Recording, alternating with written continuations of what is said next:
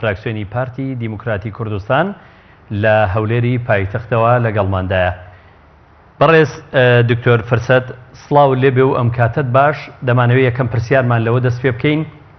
پارتی لە پێناو چە ئامانجێکدا پەرلەمان کارا دەکاتەوە لە کاتێکدا پێشتر خۆی پەچی خستووە بە تایبەت لە ئێستادا کە ماوەی یاسایی پەرلەمان تەنها 4 مانگی ماوە.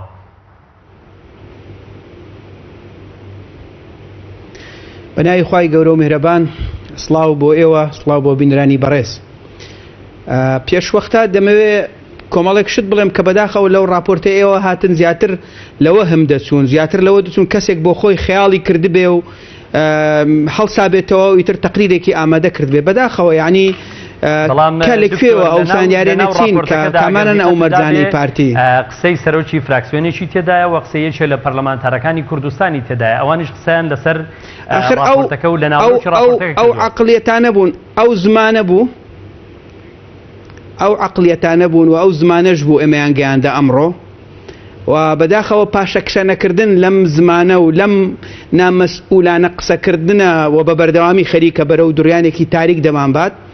دەبوایە پاش تێپەڕبوونی ئەو ماوەیە لەو تەجروبە تاڵەی کە کوردستان پێدا تێپەڕبی تۆزێک وردبینانەتر، تۆزێک باشتر و مەسئولانەتر ئێمە قسە لەسەر دۆخەکە بکەین.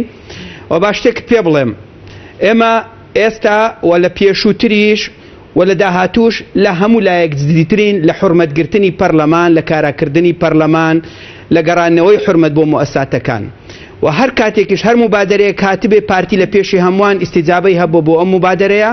و لە ماوەی ڕابردووش کاتێک کە یەکێتی نیشتیمانی کوردستان لەگەڵ پارتی کۆمەڵێک بیرۆکە و فکرە خەرانە ڕوو، پارتی لە پێش هەمووان دەست پێشخەری کرد، نەرمینوان سازشی کرد لە پێناوی ئەم دۆخە تێپەڕێنین. بەڵام دەبێت ئێستا بە پێچەوانەوە ئەم پرسیارە لە بزوتنەوەی گۆڕان بکرێت کە بۆ لە شوێنی خۆی وەستاوە. و ئەگەر فعلەن ئەوان لە خەمی شکۆی پەرلەمان و لە خەمی گەڕانەوەی و کاراکردنەوەی پەرلەماندان دەبێت قۆناغێک بێنە پێش، دەبێت بە زمانێکی مەسئولانەتر، نەرمتر، نیشتیمانیانەتر، بەتایبەتی لە دۆخێکی وا کە ئێستا ئێمە بەرەو ڕێفراندۆم دەڕۆین. پارتی دیموکراتی کوردستان ئەو مبادرەی ئەو دەستپێشخەری کە ئێستا ناوی لێنراوە دەستپێشخەری هەمانە و خاڵانن کە ئەو کاتە بوو پەرلەمانی لەسەر پەخرا، یعنی هیچ شتێکی تازەیان نەگوتووە. بە هیچ شێوەیەک ئەمە ڕاست نییە، بە هیچ شێوەیەک. تاوان جارێ با پێت بڵێم پارتی لە پێش 19 ئاب ئەو پەڕی نەرمینوان من خۆم لە ناو ئەحداسەکان بووم، بەڵام غرورێک چەند لایەنێکی گر کە پێیان وابوو ئیتر پارتی کۆتایی هاتووە و دەبێت ئیتر فشار بکەین، دەبێت تا حەدی نەمان گەلە کۆمە لە پارتی بکەین. بەڵام لە ڕاستیدا ئەوان لە وەهمێک دەژیان، پارتی نە کۆتایی هاتبوو، پارتی نەمە لە مەرکەزێکی لاوازدا بوو، پارتی لەو پەڕی قووەتی خۆیدا بوو. بەڵام لە پێناوی ئەوە ئەم نەرمیانەی دەنوان داوای کرد تەنها 2 ڕۆژ کۆبوونەوەی پەرلەمان دوا بخرێ، دوایان نەخست، دوایە گەیشتە بارەگاستانی پارتی، دوایە گەیشتە ئەمە قووەتی یاسایی بوو بەکاری هێنا. ئەوەی کە پارتی کردی نەیویست بگاتە ئەمڕۆ، بەڵام ئەو لایەنانەی کە بارەگایان سووتان، ئەو لایەنانەی کە بەعەقڵی ئەو راپۆرتەی ئێستای جەنابەت بیریان کردەوە ئەمڕۆیان دروست کرد کە نەدەبوایە دروستی کەن.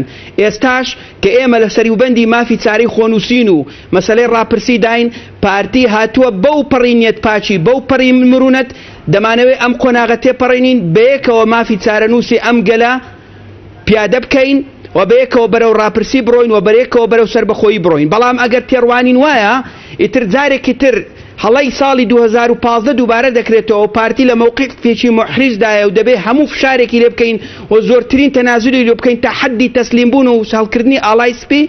پارتی لە دووشت تەراجع ناکە. با شتێکت پێ بڵێم، یەکێکیان لە مەسەلەی مافی چارەنووس و مەسەلەی ڕاپرسی کە ئەم دەرفەتە بە هیچ شێوەیەک لەدەست نادەین. دووەمیان پارتی بە هیچ شێوەیەک لە ژێر هیچ زەرفێک ناکەویتە ژێر تەئسیری کۆمەڵێک هەرزەی سیاسی کە بەداخەوە خوێندنەوەیەکی دروستیان نە لە ڕابردوو نە لە ئێستا بۆ واقعی سیاسی کوردستان نەبووە. بۆیە ئێمە جارێکی تر تەئکید دەکەینەوە بە زمانێکی نەرم، بە تێڕوانینێکی نیشتیمانیانە کە ئیستعدادی هەموو تەفاهم و مرونەت و سازشێکمان هەیە لە پێناوی کوردستان. بەڵام ئەوە بەمە ناکرێت پارتی مبادرە لە دوای مبادرە پێشکەشکە چەند لایەنێکیش یان با بڵێن لایەنێکیش لە کوردستان مبادرە لە دوای مبادرە وەکو پێشبڕچێ بێ ڕەتی کاتەوە بە زمانێکی زبری ناشارستانیانەی نانیشتیمانیانە بێ مخاتەبەی دۆخەکە بکات. وێ ئێستا خەڵکی کوردستان زۆر لەوە وشیارترە. ئێمەدا وەکو بەڕێستان قسە دەکەن ئەوانی قسەیان کرد ئەوان بابەتەکە نابنە سەر بابەتی شخصی، بابەتەکە نابنە سەر دژایەتی پارتی دیموکراتی کوردستان. ئەوان بە بۆچوونی خۆیان بە ئەجەندای سیاسی خۆیان قسە لەسەرەوە دەکەن کە دانەوەی یاسا سەروەر بێتەوە، لێدوانەکانی قسەکانیان لەم پێناوەدایە. ئەسڵان ئەگەر جیهاتێک لە خەمی سەروەری یاسا بێ و پارتی دموکراتی کوردستانە، ئێمە بەڕاستی ماندوو بووین لەم قسە بریقەدارانە، ماندوو بووین لەوەی کە کەسێک بە 5-6,000 دەنگ خۆی بکاتە نوێنەری میلەت و پارتی دموکراتی کوردستان بە 750,000 دەنگ نوێنەری میلەت نەبێ و سەرۆکی حکوومەت کە 92 دەنجی ئەندامانی پەرلەمانی هێناوە بۆتە سەرۆکی حکوومەت، حزبەکەی ئەو کە خۆی جێگری سەرۆکی حکوومەتە 750,000 دەنگی هێناوە، ئێستا نوێنەرایەتی گەل نەکات، نەتوانێت بچێت لە رووسیا مزەکەرەیەکی تەفاهم، مزەکەرەی لێک تێگەیشتن لەگەڵ کۆمپانیایەکی زەبەلاحی نەوتی دنیا ئیمزا بکە کە تەنها مزەکەرەی تەفاهمە کە ئەسڵەن ئەرچی حکوومەتە بە هیچ نەس و مادەیەکی قانونی مخالفەی قانونی تێدا نییە. برادێک بە چەند هەزار دەنگێکەوە پێی وابێ ئەو نوێنەری حکوومەتەوە ئەو قەرارەدا و ئەو متمانە وەرەگرێتەوە. ئەمە بەڕاستی قسەکردنێکی زۆر نالۆژیکی زۆر بۆشە، دەبێت ئەم مەرحەلەیە تێپەڕێنین. بەرەیەک لە بەرەی ملت و بەرەیەک لە شتی وانییە کاکە ئێمە هەمومان لە خەمی ملەتین. لە ئەگەدەری دروست نەبوونی کۆدەنجی لایەنە سیاسیەکان پارتی هەرسوورە لەسەر کارانەکردنەوەی پەرلەمان، ببرە کاراکردنەوەی پەرلەمان. ئەوە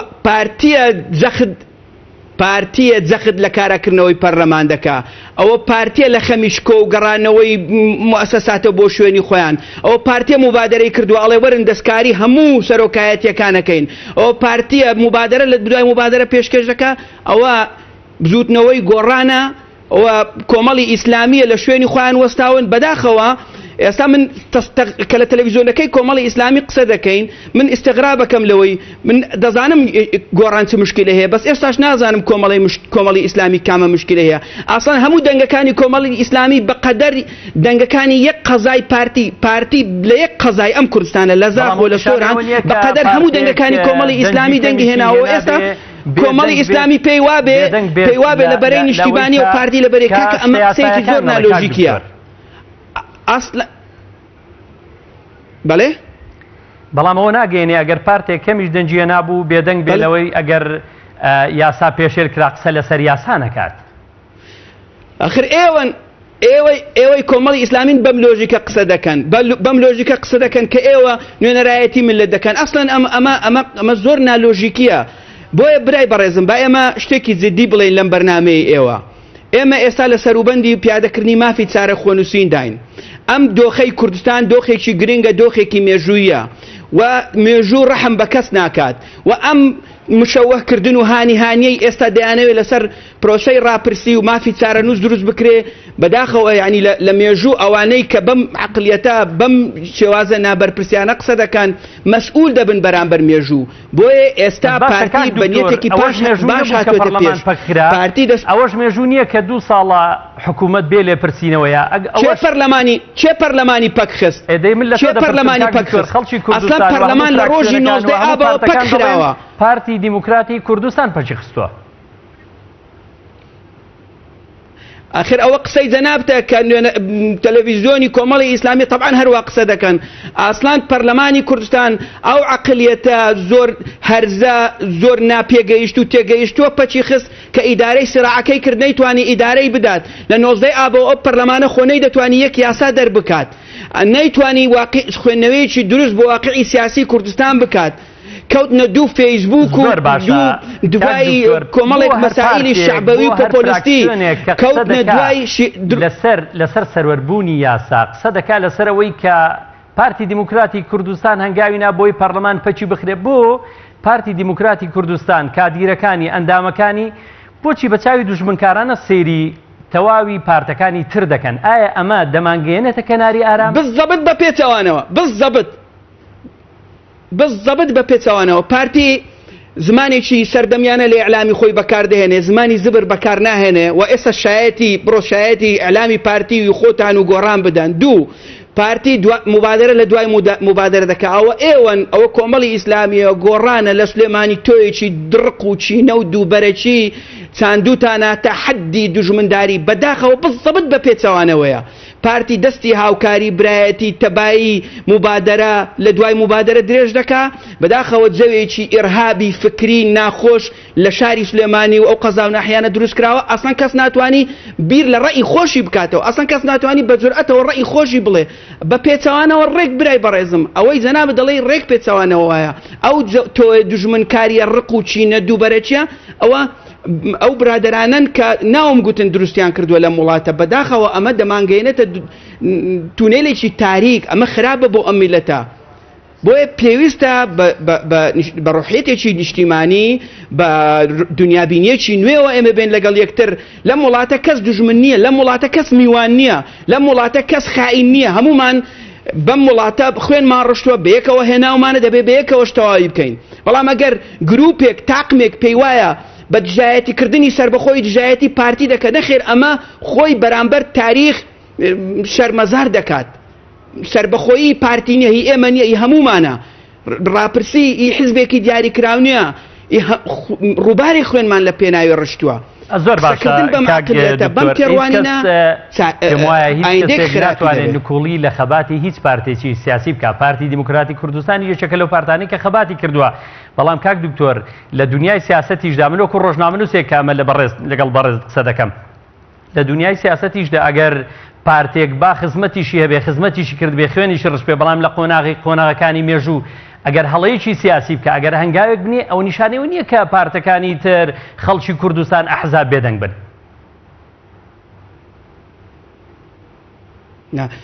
زانی چۆنە مەسلەی تەفاهم و لێکتێگەیشتن و ڕەخنە لە یەکتر گرتن و هەڵەکردن و کەموکوڕی هەمومان پارتی لە پێش هەمووان و دواتر حزابەکانی تر هەمومان بەرپرسیارین لەوەی دۆخی کوردستان بە ئەمڕۆ گەیشتووە بەڵام ئەگەر هێزە سیاسیەکان خۆیان بە فریشتە بکەنەوە ئۆباڵی هەموو ئەو نەهامەتی و دەردەسەریانەی لە وەزعی دارایی خراپ و موچە و چی بخەنە سەرشانی پارتی و بەیانیش کاتێک کە ئەم کوردستانە گەیشتە کەنارێکی ئارام و بووینە دەوڵات و بنیاتێکی اقتصادی بەهێزماندا بێن ئەو کات خۆمان لەگەڵ بکەنە شەریک ئەمە بەڕاستی ئەو پەڕی ئینتیهازیەتی سیاسیە ئەگەر قرارە کەموکوڕی هەیە لە وڵاتە کە هەیە ئێمە لە ماوەی ئەوەندە ساڵی ڕابردوو هەمومان بەرپرسیارین بەقەدەر حەزم و پێگەی خۆمان لە بەشداریکردن لە حکومڕانی بەداخەوە هێزێکی سیاسی کە برادرانی یەکێتین ئەگەر لە نیوە زیاتری کەموکوڕیەکانی ئەم وڵاتە لە ئەستۆیان نەبێ بەڕێک نیوە لە ئەستۆیاندایە ئەمڕۆ بێ برادێک لە تەلەڤیزۆنەکەی وەکو معارەزە قسە بکە کە ئەنەما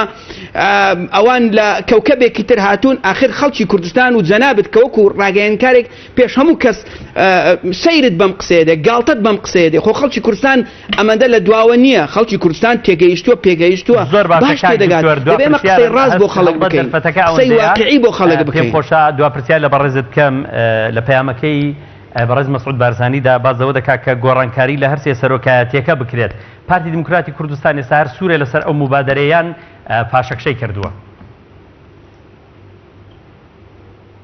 طبعا ئەم مبادرەیە جەنابی سەرۆک مبادرەیەکی قائیمە و ئێمە بە دڵنیایی پێمان وایە خطوەی یەکەم دەبێت لە پەرلەمانەوە دەست پێ بکەین ئینجا دێک تۆ قسە لەسەرەوەکەی چۆن کێشەی سەرۆکایەت هێرم چارەسەرەکەی ئەگەر حکومە کێشەی تێدایە چۆن چارەسەریەکەی و پێشتر پارتی دەیگوت ئەسڵەن جارێکی تر نابێ بزوتنەوەی گۆڕان سەرۆکایەتی ئەم پەرلەمانە وەرگری ئێستا هاتۆ دەڵێ باوەرگرێت دەیگوت ئەسڵەن نابی ئەو بەڕێزەی کە سەرۆکی پەرلەمان بۆ بێتەوە هەولێر ئێستا دەڵێ بێت سەرپەرشتی جەلەسەیەک بکە ئەسڵەن کە چوویە تەفاهم و لێکتێگەیشتن دەکرێت نەرمینواندن و سازشی زیاتریش پێشکەش بکرێ بەڵام وەکو ئەوەی کە پاڵەوانێتی نواندن بێت یەکێک پێشبڕچەی بێ لەسەرەوە بێ زوو مبادرەکە ڕەت کاتەوە بە دووسێ قسەی توندی زبر بێ نیەتێکی پاک کۆتایی پێبێنێ ئەمە بەڕاستی ئێمە ناگەینە حەل و ئێمە ناتوانین لە تەلەڤیزۆن مبادرە بکەین و لە تەلەڤیزۆنیش ڕەت بکەینەوە دەبێت لەسەر یەک مێزدا بنیشین خۆ ئێمە دژمن یەکترنین ئەندامی پەرلەمانی کوردستان لە فراکسیۆنی پارتی دیموکراتی کوردستان لە هەولێری پایتەختەوە لەگەڵمان بووی زۆر سوپاس.